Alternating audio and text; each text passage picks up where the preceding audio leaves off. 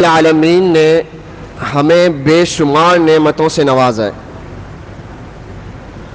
قرآن میں اللہ کہتا ہے وَإِن تَعُدُّوا نِعْمَةَ اللَّهِ لَا تُحْصُوهَا کہ اگر تم اللہ کی نعمتوں کو شمار کرنا چاہو تو تم انہیں شمار نہیں کر سکتے۔ انہی نعمتوں میں سے اللہ رب العالمین نے ایک بہت بڑی نعمت ہمیں عطا کی ہے، اور وہ ہے زبان اور اس کی بولنے کی طاقت۔ یہ سب سے بڑی نعمت، انہی نعمتوں میں سے ایک بڑی نعمت یہ بھی ہے۔ اللہ تعالیٰ نے انہی نعمتوں کا تذکرہ کرتے ہوئے فرمایا أَلَمْ نَجْعَلْ لَهُ عَيْنَيْن وَلِسَانًا وَشَفَتَيْن کیا ہم نے تمہارے لیے دو آنکھیں، ایک زبان اور دو ہونٹ نہیں بنائے؟ جب اللہ تعالیٰ نے ہمیں یہ نعمت عطا کی اور اس کی قوت گویائی بھی عطا کی، پھر اللہ نے ہمارے اوپر ایک ذمہ داری بھی عائد کی ہے کہ اس زبان سے آپ نے وہ کلمات ادا کرنے ہیں جو اللہ آپ کو کہے گا، جس کا اللہ اور اللہ کے رسول آپ کو حکم دیں گے۔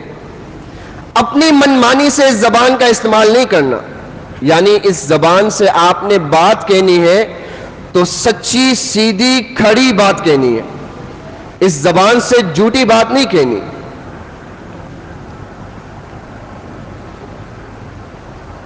اس زبان کا آپ کے پورے جسم میں ایک مقام حاصل ہے۔ اس زبان کو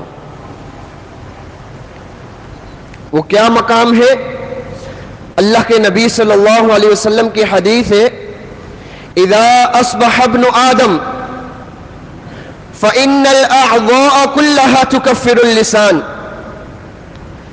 کہ جب آدم کا بیٹا صبح کرتا ہے تو جسم کے تمام اعضاء زبان کے سامنے بڑی عاجزی اور انکساری کے ساتھ ایک گزارش کرتے ہیں، یا لسان اتق اللہ فینا، اے زبان ہمارے بارے میں تو اللہ سے ڈرتی رہنا۔ فإنما نحن بکی کہ ہمارا جو تعلق ہے وہ تیرے ساتھ ہے، ہم تیرے ساتھ جڑے ہوئے، لہذا فإن استقمت استقمنا وَإِنِ اعْوَجَجْتِ اعْوَجَجْنَا اگر اے زبان تو سیدھی رہی، تو نے اپنی قوت گویائی کو صحیح استعمال کیا تو ہم بھی سیدھے رہیں گے، اگر تجھ میں کوئی ٹیڑھ پن آیا تو یہ زبان پھر ہم بھی نقصان میں آ جائیں گے۔ اور آپ دیکھیں جب بھی کبھی جھگڑے اور فساد کا سلسلہ جو شروع ہوتا ہے اس میں سب سے پہلے اس زبان کا عمل دخل ہوتا ہے، پھر اس میں ہاتھ بھی ملوث ہو جاتے ہیں، آپ کا چہرہ بھی ملوث ہو جاتا ہے، آپ کا پورا جسم ملوث ہو جاتا ہے۔ ابتدا کہاں سے ہوئی؟ زبان سے۔ اسی وجہ سے عبداللہ بن مسعود رضی اللہ عنہ اپنی زبان کو پکڑ کر کہا کرتے تھے یا لسان قل خیرا تغنم واسکت عن شر تسلم من قبل ان تندم، اے زبان تو اپنے آپ سے اچھی باتیں کہا کر، اس سے تو سلامتی میں رہے گی۔ واسکت عن شر تسلم تو اپنی زبان سے، اے زبان تو اپنی قوت گویائی کو بری چیزوں میں استعمال نہ کیا کر، اس سے بھی تو سلامتی میں رہے گی۔ من قبل ان تندم اس سے پہلے کہ تجھے کسی ندامت، کسی پریشانی کا سامنا کرنا پڑے۔ پھر اس کے بعد فرماتے ہیں کہ اللہ کے نبی صلی اللہ علیہ وسلم فرمایا کرتے تھے اکثر خطایا ابن آدم فی لسانہ کہ ابن آدم کی زیادہ تر غلطیاں جو ہیں وہ اس کی زبان میں ہوا کرتی ہیں۔ آئیے آج آپ کے سامنے چند ان آفات کا تذکرہ کرتا ہوں جو اس زبان کے ذریعے سے، ہماری زبان کی قوت گویائی کے ذریعے سے صادر ہوتی ہیں۔ اللہ تعالیٰ سے دعا ہے کہ اللہ تعالیٰ ہمیں ان سے محفوظ رہنے کی توفیق عطا فرمائے۔ ان آفات میں سے سب سے پہلی آفت جو ہے وہ ہے اللہ رب العالمین پر افترا پردازی کرنا، یعنی اللہ رب العالمین پر جھوٹ گڑنا۔ وہ کس طرح سے؟ اللہ تعالیٰ نے خود اپنا تعارف فرمایا سورۃ الاخلاص میں، لم یلد ولم یولد ولم یکن لہ کفوا احد۔ نہ اللہ کی کوئی اولاد ہے، نہ اللہ کسی کا باپ ہے، اس کا کوئی بھی ہمسر نہیں۔ لہذا اگر کوئی اللہ کے لیے بیٹا ثابت کرتا ہے تو گویا اس نے اللہ پر جھوٹ باندھا۔ اسی طرح اللہ کسی چیز کو حلال قرار دے اور کوئی اس چیز کو حرام قرار دے، گویا اس نے اللہ پر جھوٹ باندھا۔ اللہ کسی چیز سے منع کر رہا ہے، اس کو حرام کہہ رہا ہے اللہ، اور کوئی شخص اس کو حلال قرار دے، اس شخص نے اللہ پر جھوٹ باندھا۔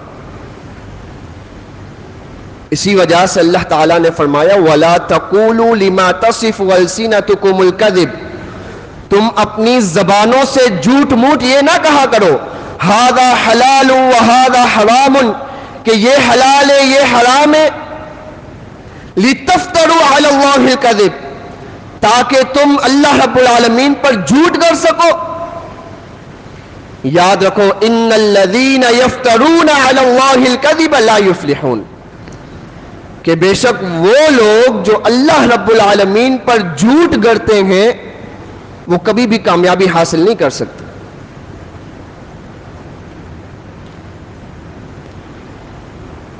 اور دوسری آفت جو ہے وہ ہے اللہ کے نبی صلی اللہ علیہ وسلم پر جھوٹ بولنا۔ اللہ کے نبی صلی اللہ علیہ وسلم پر جھوٹ بولنا۔ آپ دیکھیں آج کل سوشل میڈیا پر آپ کو کئی ایسی احادیث ملیں گی جو گردش کر رہی ہیں، کوئی ان کی سند کا پتہ نہیں، کوئی ان کی صحت کا پتہ نہیں، بس لوگ بڑے دڑلے سے سین کر رہے ہیں۔ اور جواب میں جب کہا جاتا ہے کہ بھائی یہ حدیث من گڑت ہے، جھوٹی ہے، تو کہتے ہیں کیا ہے جی اس میں فضیلت ہی بیان ہو رہی ہے نا، اس کے ذریعے لوگ دین کی طرف آئیں گے۔ نہیں، ایسی بات نہیں۔ ابن ابی مریم تھا گزشتہ دور میں، وہ بھی فضائل کے اوپر احادیث گڑتا تھا، قرآن کے فضائل اس کے اوپر احادیث گڑتا تھا، اس کی بھی مذمت کی گئی۔ اگر کوئی شخص دین کی طرف بلانے کے لیے کوئی حدیث گڑتا ہے تو ٹھیک ہے، اس میں کوئی حرج نہیں، اگر ہم یہ سمجھتے ہیں اس میں کوئی حرج نہیں، اس پر ایک بہت بڑا بہتان لازم آتا ہے اللہ اور اللہ کے نبی صلی اللہ علیہ وسلم پر۔ وہ کون سا؟ کہ نعوذ باللہ ثم نعوذ باللہ، اللہ تعالیٰ نے اور اللہ کے نبی صلی اللہ علیہ وسلم نے ہم تک مکمل دین نہیں پہنچایا، یعنی جو اللہ تعالیٰ نے دین ہم تک پہنچایا اللہ کے نبی صلی اللہ علیہ وسلم کے ذریعے سے وہ دین مکمل نہیں ہے، اس سے لوگ دین کی طرف نہیں آ سکتے، لہذا اس لیے ہم اپنی طرف سے احادیث گھڑ کر لوگوں میں پھیلا رہے۔ یہ بات اس میں لازم آتی۔ اور قرآن میں اللہ فرماتا ہے وَمَا آتَاكُمُ الرَّسُولُ فَخُذُوهُ وَمَا نَهَاكُمْ عَنْهُ فَانْتَهُوا، جو کچھ رسول تمہیں دے وہ لے لو، رسول تمہیں دے وہ لے لو۔ کیا مطلب؟ رسول کی زبان سے نکلا ہو یا اللہ کے نبی صلی اللہ علیہ وسلم کے فعل سے وہ صادر ہوا ہو، وہ احادیث کہلائیں گی، نہ کہ یہ کہ میں اپنی من مانی سے کوئی حدیث گھڑ کے لوگوں میں مشہور کر دوں۔ یہ دوسری آفت ہے جو ان زبان کے ذریعے سے ہم صادر کرتے ہیں۔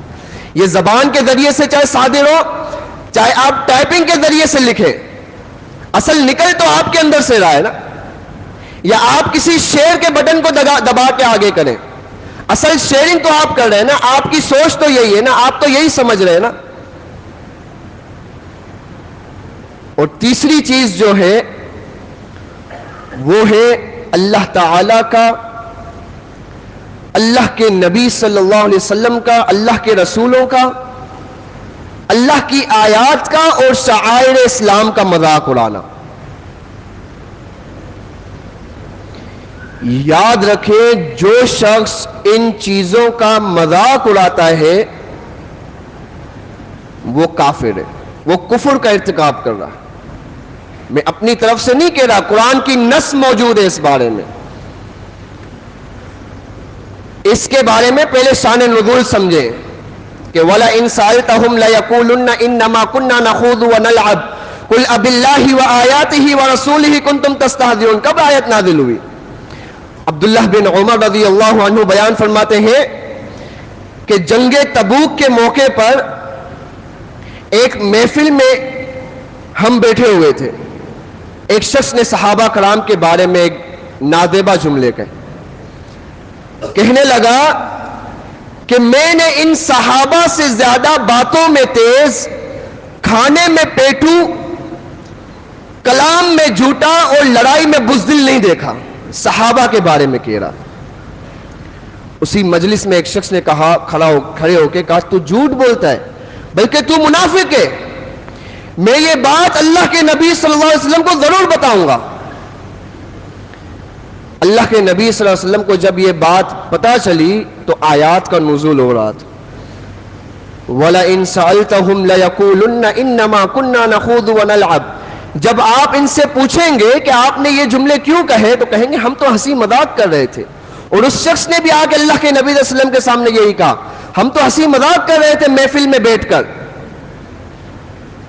قل، اے اللہ کے نبی صلی اللہ علیہ وسلم آپ ان سے کہہ دیجئے، اب اللہ وآیاتہ ورسولہ کنتم تستہزئون، کیا اللہ کی آیات، کیا اللہ تعالی، اللہ کی آیات اور اللہ کے رسول ہی تمہیں بطور مذاق ملے؟ لا تعتذروا، اب کوئی عذر بیان نہیں کرو کہ ہم ہنسی مذاق کر رہے تھے، ہم کھیل کود کر رہے تھے۔ قد کفرتم بعد ایمانکم، تم اپنے ایمان لانے کے بعد دوبارہ کفر میں لوٹ چکے ہو۔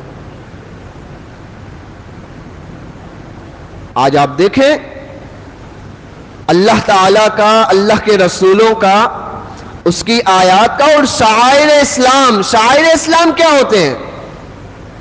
وہ چیزیں جن کے ذریعے سے اسلام پہچانا جاتا ہے۔ آپ کی داڑھی ہو گئی، آپ کا شلوار ٹخنے سے اوپر رکھنا ہو گیا، عورت کا پردہ کرنا ہو گیا، یہ تمام اذان ہو گئی، اقامت ہو گئی، نماز ہو گئی، یہ تمام چیزیں ایسی ہیں جن کے ذریعے سے اسلام کی پہچان ہوتی ہے۔ کوئی شخص ان کا مذاق بھی نہ اڑائے، جنت اور جہنم کا مذاق اڑاتے ہوئے نظر آتے۔ اللہ کی قسم، بچپن میں ایک لطیفہ سنا کرتے تھے، اس وقت بڑی ہنسی آتی تھی۔ اب جب سوچتے ہیں کہ کاش اس وقت ہمیں یہ باتیں کیوں پتہ نہیں تھی، ہماری یہ چہرے سے ہنسیاں اڑ جاتی۔ میں بطور مثال آپ کے سامنے وہ لطیفہ رکھتا ہوں، دیکھیں کس طرح سے مذاق اڑایا جاتا ہے دین کا۔ ایک مخصوص قوم کے بارے میں یہ مشہور ہے کہ اسے ڈانس بڑا پسند ہے، کہتے ہیں اس کا ایک فرد جو ہے وہ جنت میں گھس گیا، فرشتے پریشان، اللہ پریشان، سب پریشان کہ اب اس کو نکالے کیسے۔ لہذا کسی ایک نے مشورہ دیا کہ ڈول بجایا جائے، وہ ناچتے ہوئے نکل آئے گا جنت سے۔ اللہ اکبر، جنت کا مذاق اڑایا جا رہا ہے، اللہ کا مذاق اڑایا جا رہا ہے، اللہ کے فرشتوں کا مذاق اڑایا جا رہا ہے۔ ایسے لطیفے جس محافل میں بیان کیے جائیں، ان محافل کا کیا حکم ہے؟ فرمایا وَقَدْ نَزَّلَ عَلَيْكُمْ فِي الْكِتَابِ أَنْ إِذَا سَمِعْتُمْ آيَاتِ اللَّهِ يُكْفَرُ بِهَا وَيُسْتَهْزَأُ بِهَا فلا تقعدوا معهم حتى يخوضوا في حديث غيره انکم اذا مثلهم. فرمایا جب تم دیکھو کسی محفل میں اللہ تعالیٰ اور اس کی آیات کا انکار کیا جا رہا ہو, ان کا مذاق اڑایا جا رہا ہو, فلا تقعدوا معهم, ان کے ساتھ نہ بیٹھو اس وقت تک حتی یخوضوا فی حدیث غیرہ, جب تک وہ اپنی ان باتوں سے پلٹ کر کسی دوسری گفتگو میں مشغول نہیں ہو جاتے. کیوں؟ اگر آپ ان کے ساتھ بیٹھیں گے, انکم اذا مثلہم, یقیناً آپ بھی ان کی مثل ہی ہو جائیں گے, اگرچہ آپ ان کا مذاق نہیں اڑا رہے.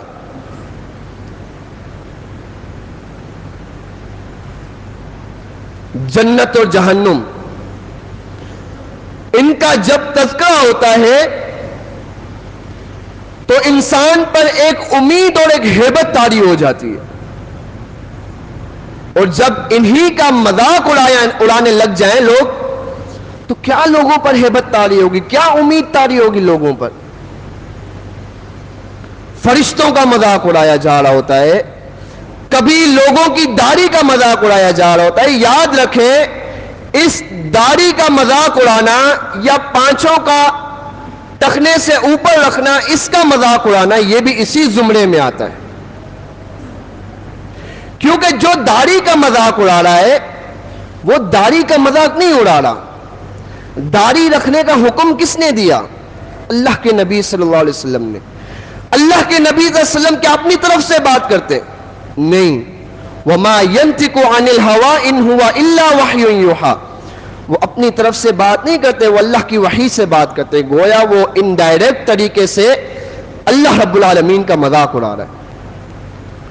کوئی عورت پردہ کر رہی ہے, اگر اس پر کوئی تمسخر کرتا ہے, مذاق اڑاتا ہے, وہ اس پردے کا مذاق نہیں اڑا رہا, وہ انڈائریکٹ اللہ کے قرآن کا, کہ جن آیات میں پردے کا ذکر ہے, اور اللہ رب العالمین کا مذاق اڑا.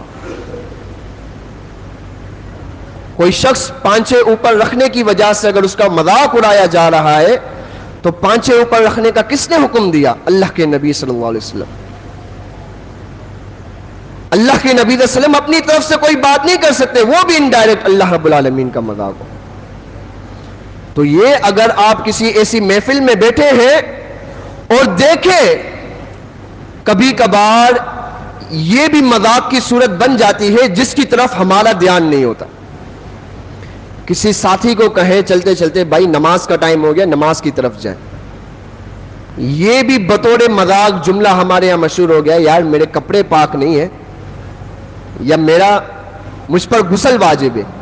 یہ بول کر سامنے سے دانت دکھاتے. آپ نہیں پڑھیں گے اس سے ہمیں کوئی فرق پڑے گا؟ اللہ کے دین کو کوئی فرق پڑنے والا ہے؟ نہیں.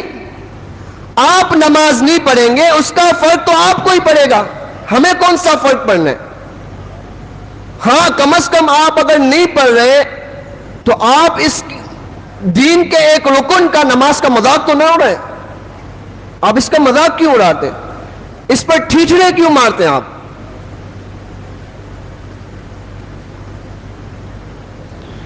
اس کے علاوہ چوتھا جو ہے, چوتھی مصیبت, وہ ہے عام گفتگو میں جھوٹ بولنا.